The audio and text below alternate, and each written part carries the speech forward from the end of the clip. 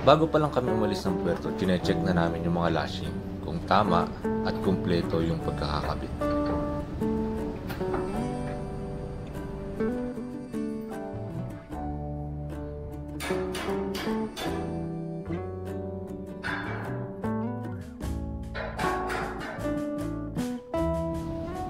Mayroong pin ang mga turnbuckles at kailangan nakapasok ito ng tama sa mga pad-eye.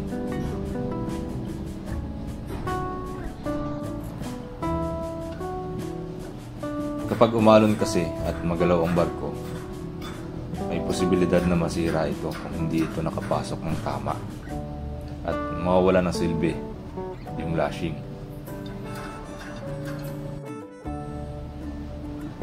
Tulad ito yung magiging resulta kapag hindi nakapasok ng tama yung pin.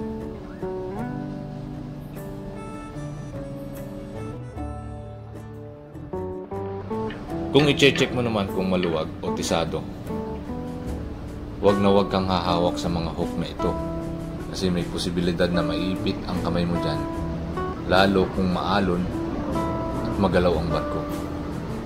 Humawak ka na lang sa mga short bars o sa katawan ng mismong turnbuckles.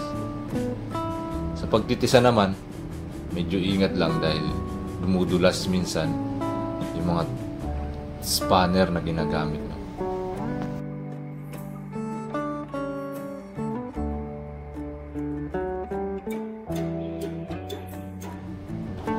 Check nuts or lock nuts naman ang tawag sa mga ito. Kailangan mahigpit din ang mga ito. Naiiwasan nito na lumuwag yung mga lashing.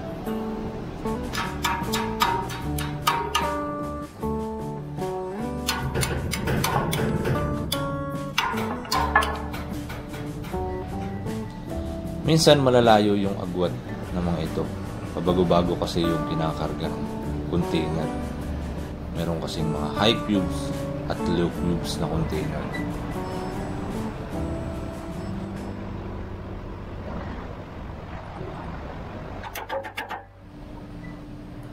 Kaya kapag natsyempuhan mo ang mga ito, tiyaga-tiyaga lang.